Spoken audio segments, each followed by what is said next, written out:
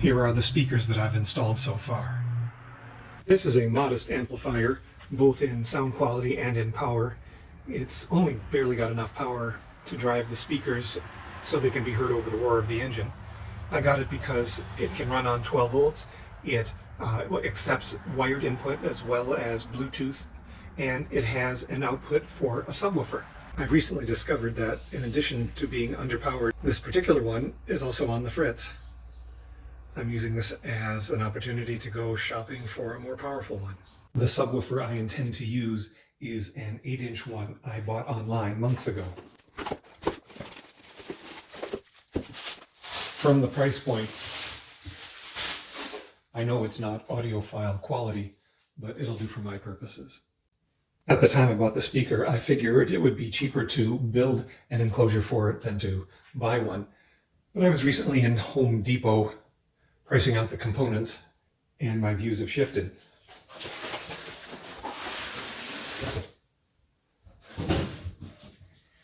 So I bought this enclosure.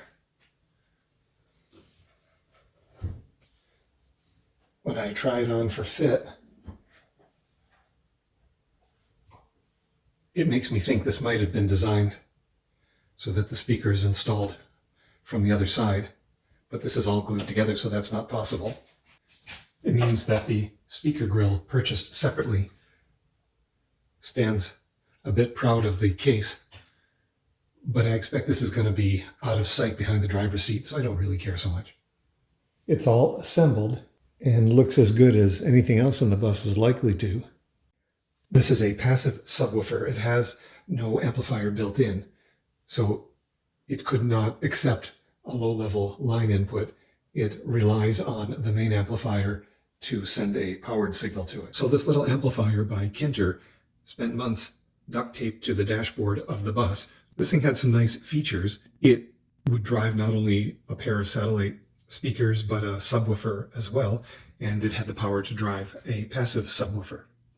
But it's dead now,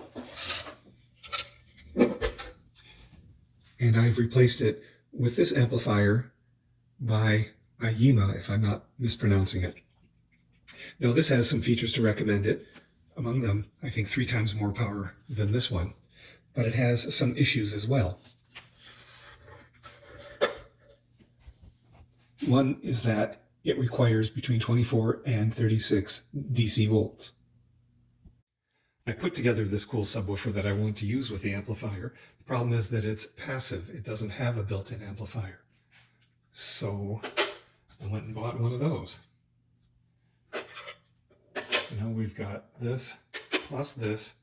Oh yeah, and the sound source is going to be my tablet, which I'm going to want to keep charged. So I think I'm also going to want one of these 12-volt ports to supply juice to it. And I'm going to want to be able to kill the power to these 3 things separately. So I think I might want to add 3 switches. So I'm going to have to build a housing to accommodate not the subwoofer, but everything else you see here. The design I've settled on borrows heavily from the way I built the toilet. Solid wood at the top and the bottom, and metal from what I cut out below the bus windows wrapped around, though all on a much smaller scale. Last night I did this glue up of some scrap wood. Just going to run it through the planer to reduce the thickness a bit. That cleans up pretty nicely. This board will be the top piece. I use the router to cut a rabbet to accommodate the metal that'll be wrapping around here. And there's the bottom piece traced from the top piece and cut out.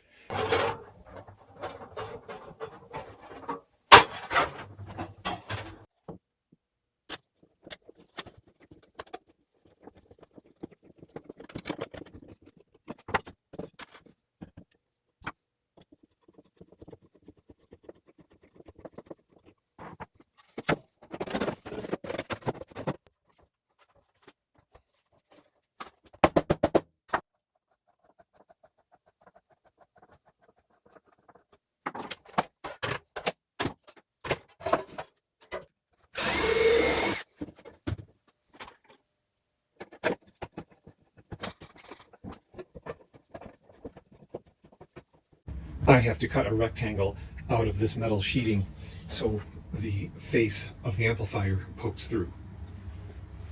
I practice on a piece of scrap sheet metal and it kind of worked, but these entirely interior cuts are a real pain to pull off.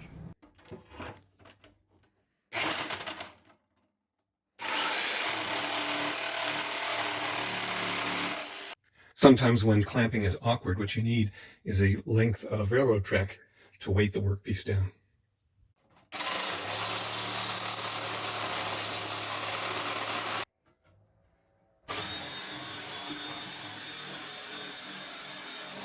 You know, I was going to paint the whole thing, but now that it's polished up and has this Airstream vibe going on, I'm not so sure.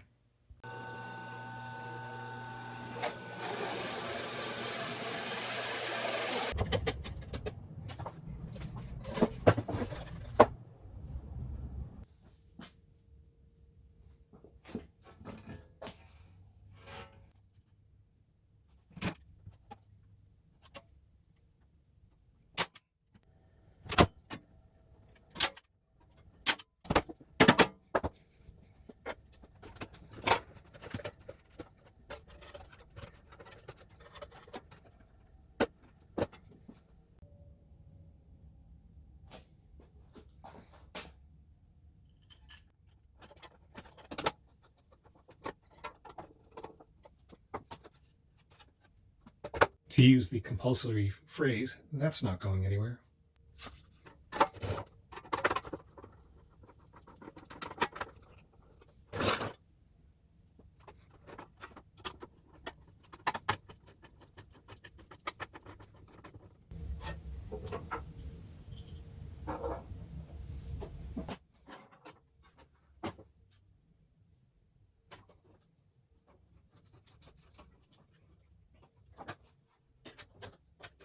A key reason for using sheet metal is that electronic components like this kind of depend on a thin wall to be installed properly.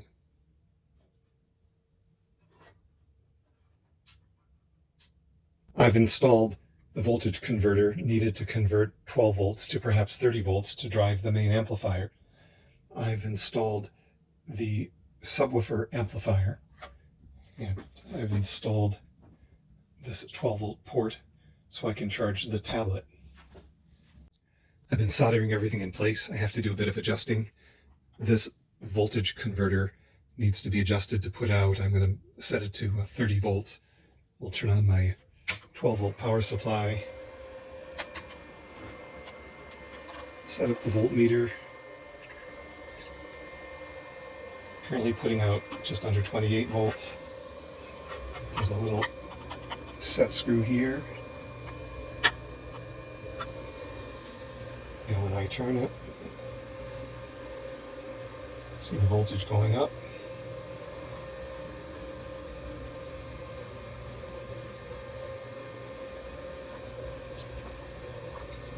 Just back it off a little bit. And there we have it. That's the power that the amplifier will require. The subwoofer amplifier can just take a straight 12 volts. A problem became evident when I did a sound test on the system. The subwoofer sounded awful. Testing it to isolate the issue suggested it lay with the subwoofer amplifier. In email exchanges, the vendor concluded that their 100-watt amp was just not powerful enough to drive a subwoofer rated at 350 watts. I returned the amp for a refund. I couldn't find a suitable subwoofer amp, so I went in a different direction. Since the main amplifier I'm using in the setup requires a powered subwoofer, I decided just to buy one of those. It comes with a setup guide and a wired volume control.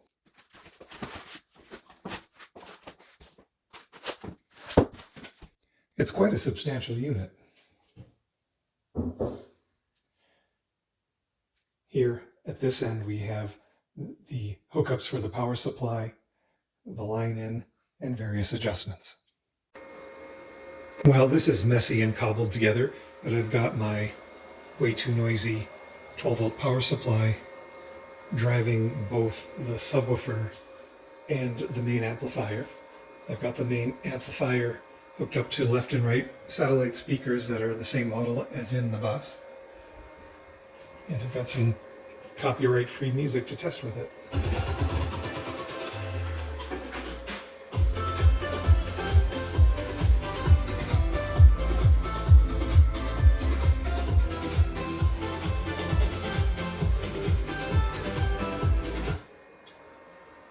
Sounds good, and there's a decent amount of bass. Now I just have to figure out an elegant way to combine all this and install it in the schoolie. I'm back at my favorite spot to work on the bus, down by the boat launch. This morning's challenge is to find a place to mount this subwoofer. It's a bit of a heavy beast, and the makers have thoughtfully provided for these optional brackets if you want to screw it to a surface. I'm going to install them now.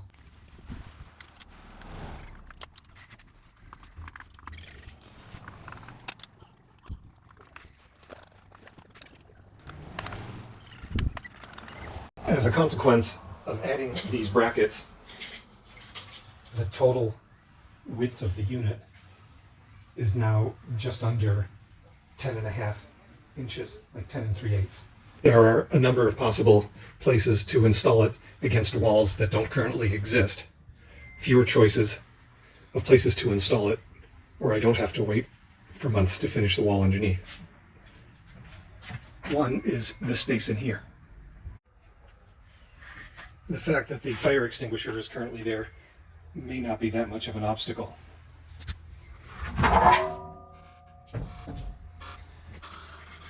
Looks like there are just a couple of screws holding this holder in place, and I could relocate it later. With the fire extinguisher out of the way, we can take a closer look at this space. If I was installing it out here, because this surface slopes, I would have enough clearance. But as I move towards this wall, the space becomes too narrow. This wall would be a candidate, but there's this air output here, and I don't want to compromise that. This surface is also a possibility, but it would take some finagling because the surface itself is just a little too narrow. What I've settled on is this surface. It's less than ideal in the sense that the speaker will protrude a bit from this surface, potentially narrowing the doorway. On the other hand, as soon as you walk in the doorway, you're greeted by this, and the speaker doesn't protrude past this surface, so I really don't think it's going to compromise the entryway that much. So this spot is the winner. Based on the installation instructions, I think the manufacturers anticipate that most buyers will install this speaker under the seats or behind the rear seat, in which case the front here is not on display. It will be for me, and it's a happy accident that I can have it with the lettering upright and these kind of unsightly controls aimed down. But given my chosen installation location, I will still be able to get down and look up underneath to do the wire hookups and adjust the controls as necessary.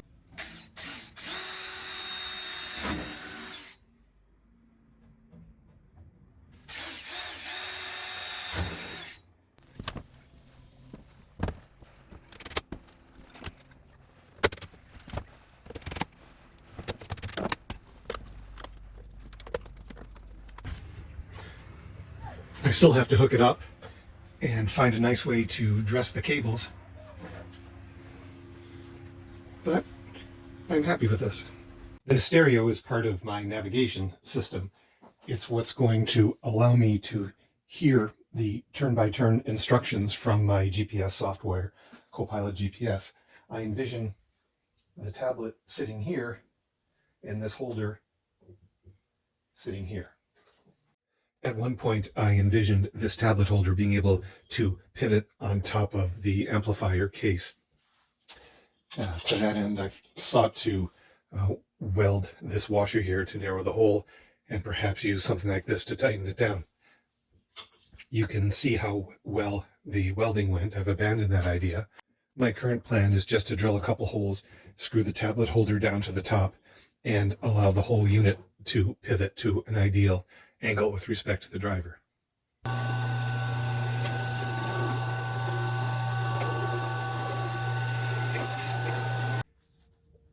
There's a problem in that this tablet holder supports the tablet only from the bottom, which is acceptable in a stable environment, which a moving bus isn't. So I've got to add some sort of spring-loaded clip at the top. There are these invisible mirror clips I happen to have in a drawer. Here's one before I bent it out of shape, and here's one which I've bent.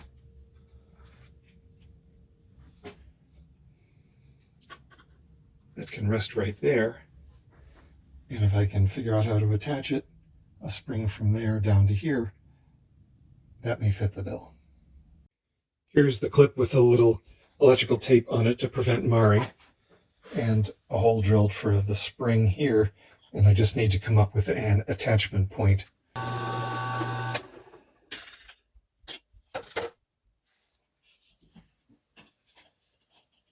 This spring and clip should hold this tablet in place just fine. Since I'm now using a powered subwoofer, this subwoofer amplifier has to go, and I have to install these 3 power switches.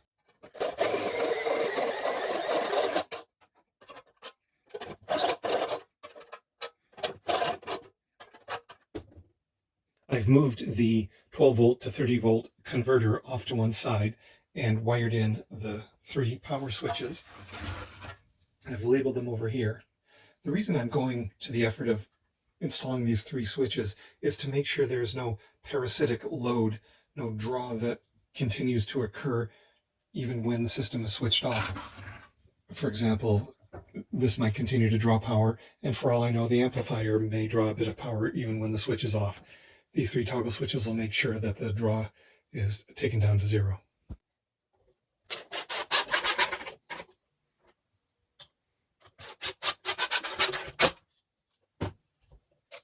There is currently a 2x4 sticking out of the dash that I installed way back last fall. It's unpainted and kind of ugly.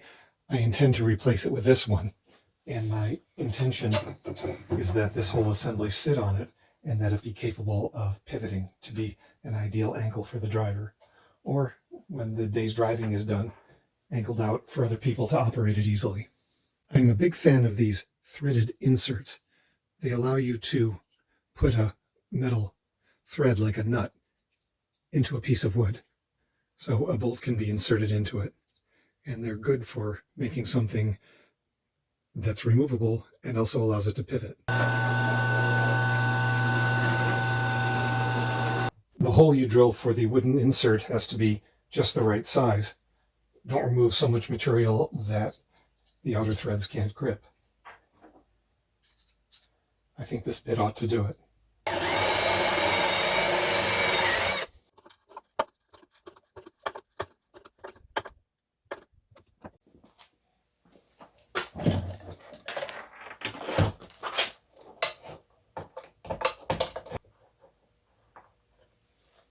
There it is, sturdy and adjustable.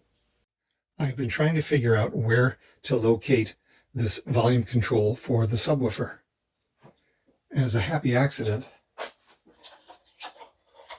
I think I can put it right here.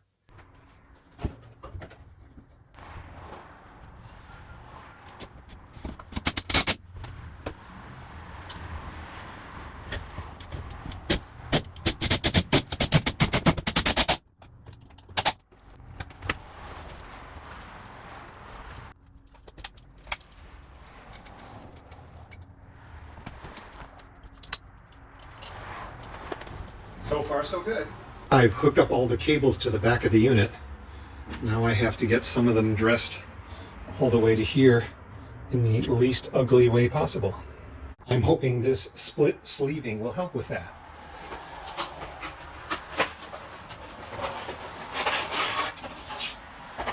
Half-inch diameter, and it's slid on one side. Well, the installation is complete. Some of these cables I will be swapping out for ones of a much shorter length to make things a little neater.